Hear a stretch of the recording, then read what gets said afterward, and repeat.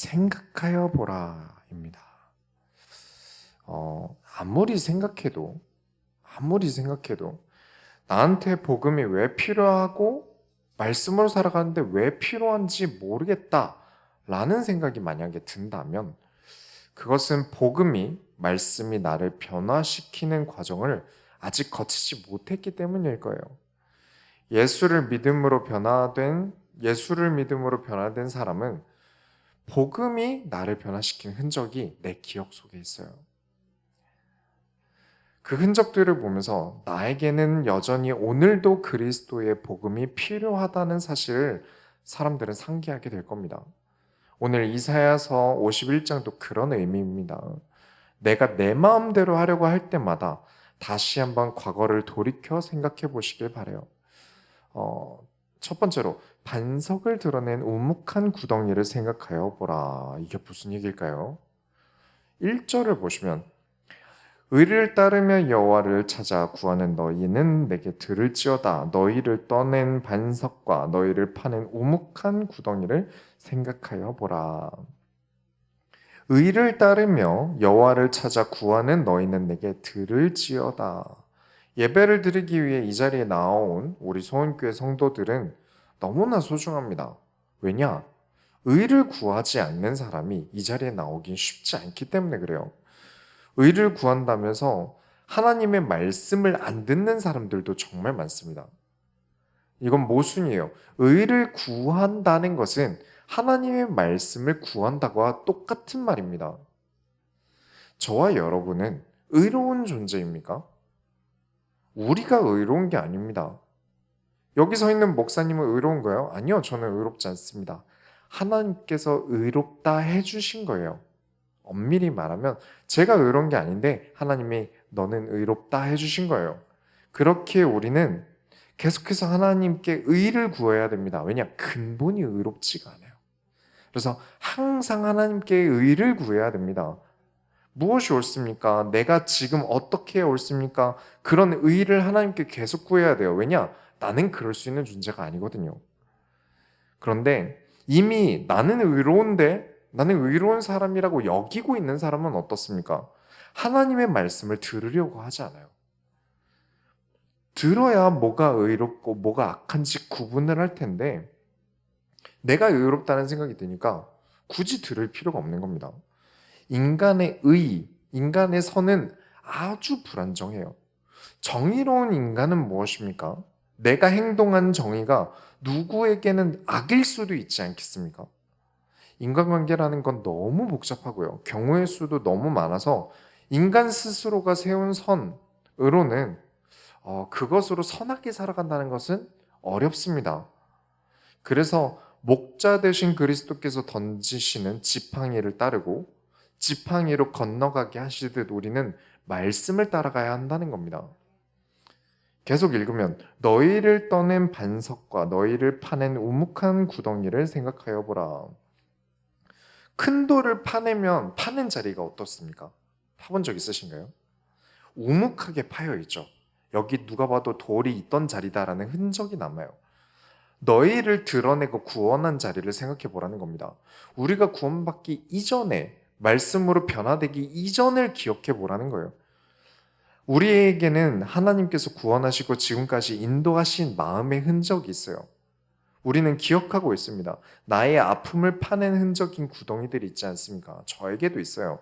내가 의인이다, 나는 의롭다라고 스스로 정의하는 사람에게는 이 우묵한 구덩이가 쓸모가 없어요. 돌아볼 필요가 없으니까요. 그러나 나는 의가 필요하다, 나는 하나님의 말씀이 필요하다는 사람은 이 우묵한 구덩이가 정말 필요합니다. 무슨 말이냐면 스스로 의인이라고 생각하는 사람은 말씀을 듣지 않으니까 여기저기 방황을 해요. 본인은 의로우니까 잘 다닌다고 생각을 하겠지만 실제로 하나님 입장에서 보면 방황하고 있는 겁니다. 그렇지만 나는 하나님의 의가 필요하다고 정해 내리고 있는 사람은 내가 말씀을 듣지 않고 내 마음대로 행동하다가 그러다가 또 이 우묵한 우덩이를 발견해냅니다. 우리에겐 기억이란 게 있으니까요. 그리고 빨리 자세를 고쳐 앉습니다. 내가 이럴 때가 아니지. 내가 하나님께서 인도하시는 대로 따라가야지. 이렇게 내 마음대로 가면 안 돼. 라는 것을 기억해낸다는 거예요. 다시 한번 나의 마음과 생각을 돌이킨다는 겁니다. 그런 의미로 전달하는 겁니다. 생각하여 보라. 생각 없이 지나가면 그냥 돌이 파여 있던 구덩이인데 생각해서 지나가면 그래, 나에게는 하나님이 필요하지. 하나님께서 인도하셔야만 나는 살 수 있는 존재지 라는 흔적이라는 거예요.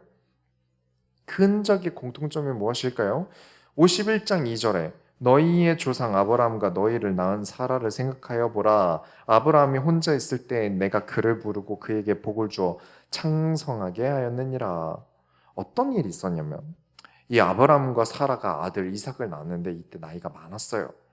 너무 나이가 많은 할아버지 할머니가 무슨 아이를 낳겠냐라고 생각을 했지만 하나님께서는 그들에게 아들 이삭을 낳게 하셨습니다.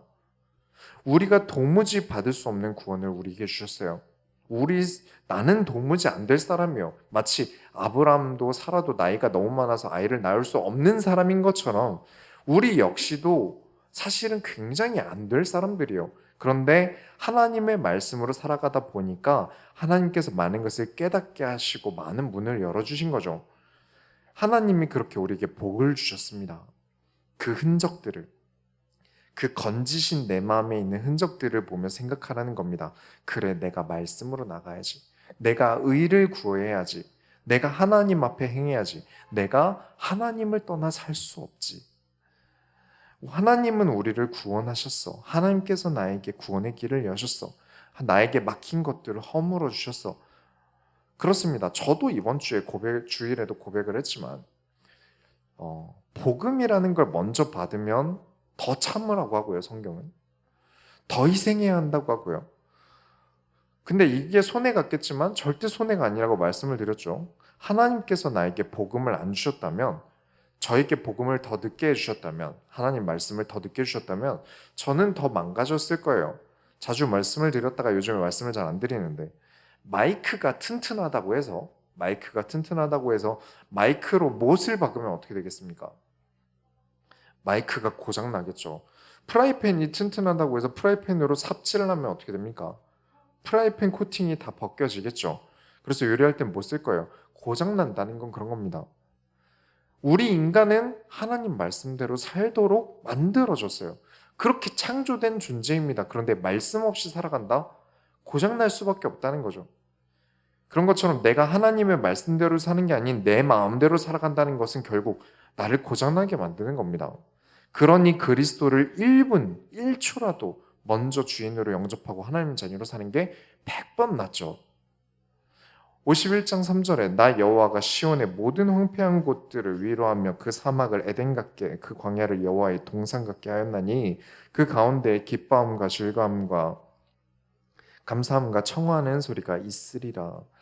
우리의 과거를 보면서 하나님께서는 우리를 건지시고 길을 여셨다는 것을 알았다면 앞으로도 여호와께서 우리의 황폐한 곳들을 위로하시고 광야 같은 우리의 인생을 동산 같게 할 것입니다.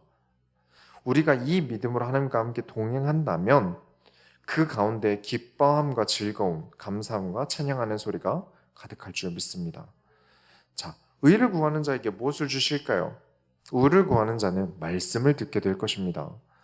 내 백성이여, 4절부터 5절에 내 백성이여 내게 주의하라. 내 나라여 내게 귀를 기울이라. 이는 율법이 내게서부터 나갈 것임이라. 내가 내 공의를 만민의 빛으로 세우리라. 내 공의가 가깝고 내 구원이 나갔은즉 내 팔이 만민을 심판하리니 섬들이 나를 앙망하여 내 팔에 의지하리라. 내 백성이여 내게 주의하라. 집중해라. 하나님께서 명령하십니다. 나의 백성들아 나에게 집중해라. 나에게 귀를 기울여라. 자, 얼마나 대단한 걸 주실 것이기 때문에 이렇게 강조해서 집중해라 하실까요? 이어서 읽겠습니다. 이는 율법이 내게서부터 나갈 것임이라. 내가 내 공의를 만민의 빛으로 세우리라. 그렇게 집중을 시키시길래 집중해서 들었더니 뭐 건강을 주시겠다, 돈을 주시겠다. 그런 뭔가 좀 대단한 거 주실 줄 알았는데 또 말씀이에요. 그렇죠? 율법은 말씀입니다. 율법이라는 단어는 말씀으로 다시 한번 해석해서 보는 게 좋다고 말씀을 드렸죠. 말씀을 주시겠다. 이 말씀으로 공의, 정의를 빛으로 세우겠다. 아이, 그게 나랑 무슨 상관이 있습니까?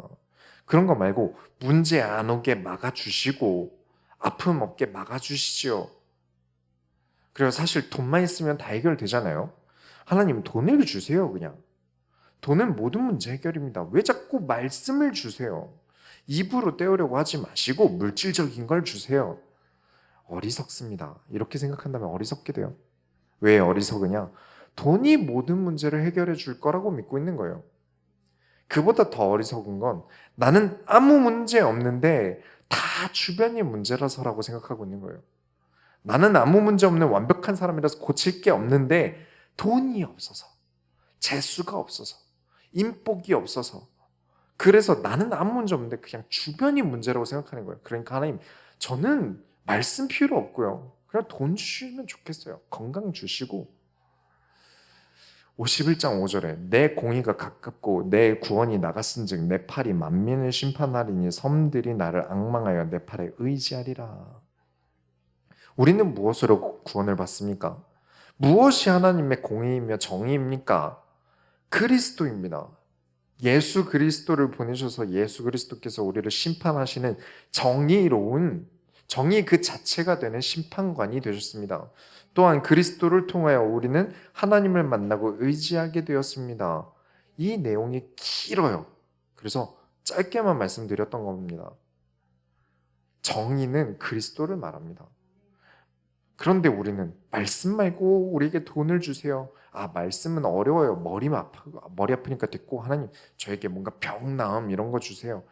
이 말은 저는 그리스도와 동행 같은 거 없어도 되니까 다른 복 주세요. 돈 주세요. 뭐 주세요. 하게 되는 거예요. 5억, 10억 잘하면 벌 수 있겠죠. 가능성이 제로는 아니에요.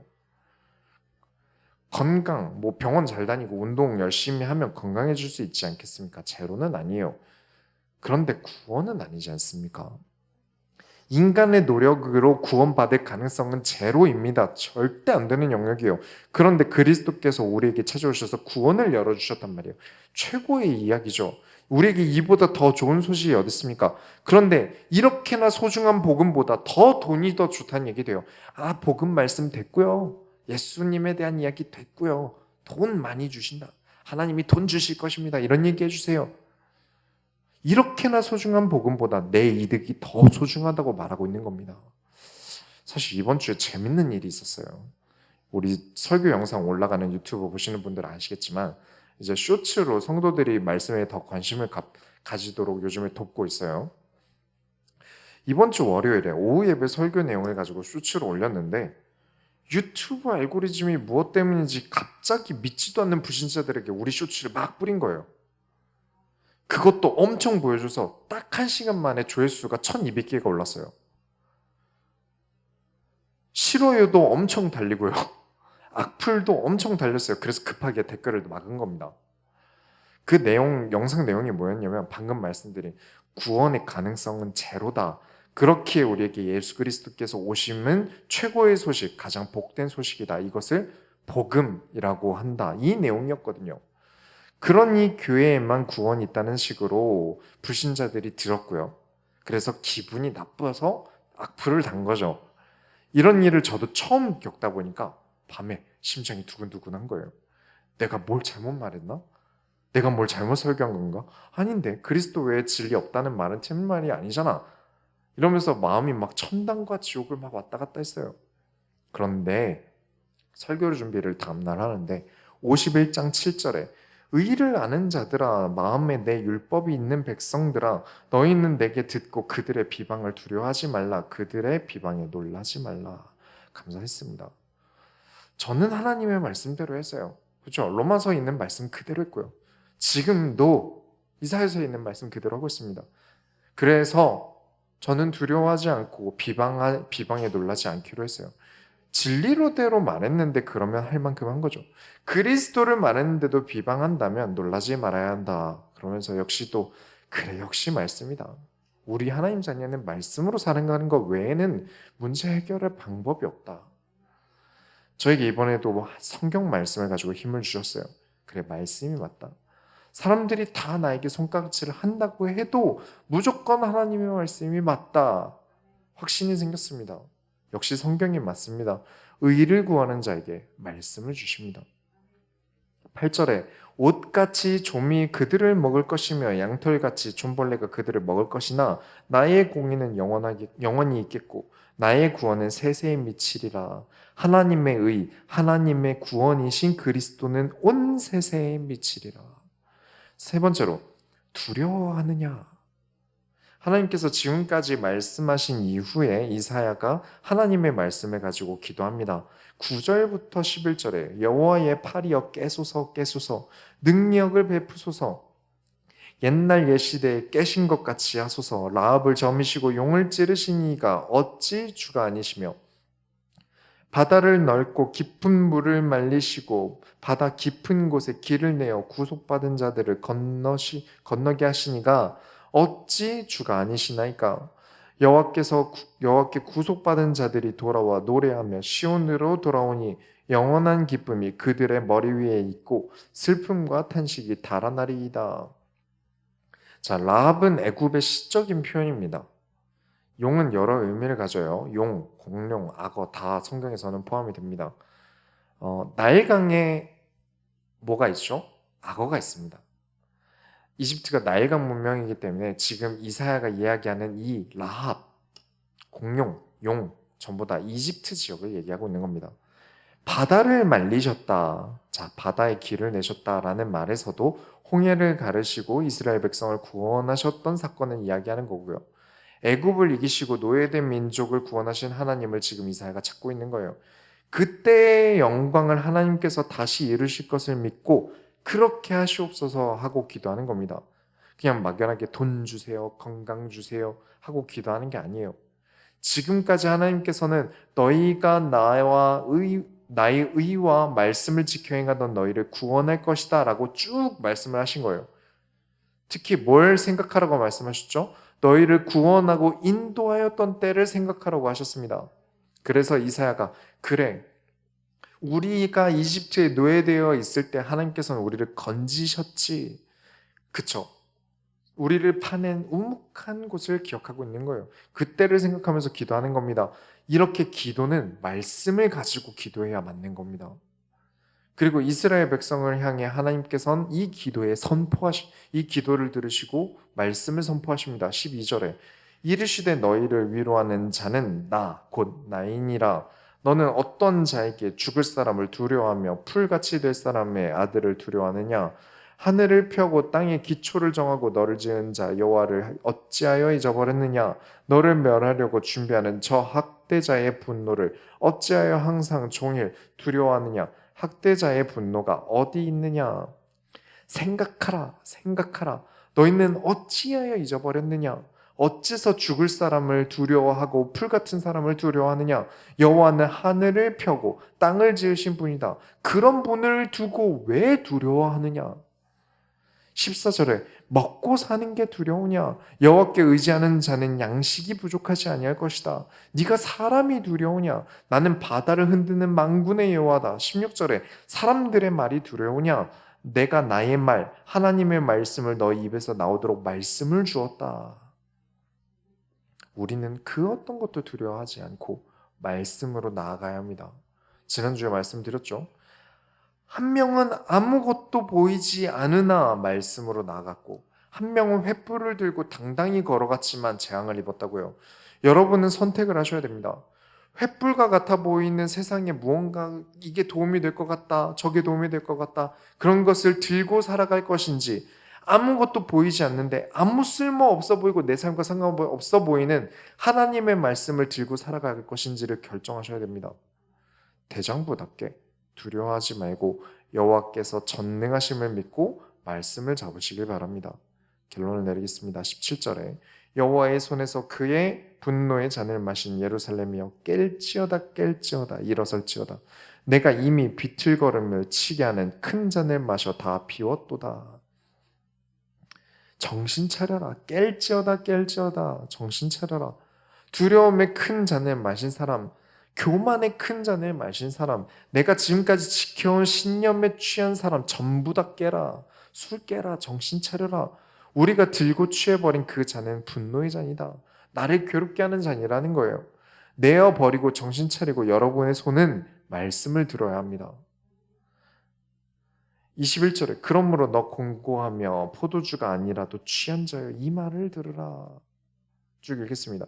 내 주 여호와 그의 백성의 억울함을 풀어주시는 내 하나님이 이같이 말씀하시되 보라 내가 비틀거름치게 하는 잔 곧 나의 분노의 큰 잔을 내 손에서 거두어서 내가 다시는 마시지 못하게 하고 그 잔을 너를 괴롭게 하던 자들을 손에 두리라.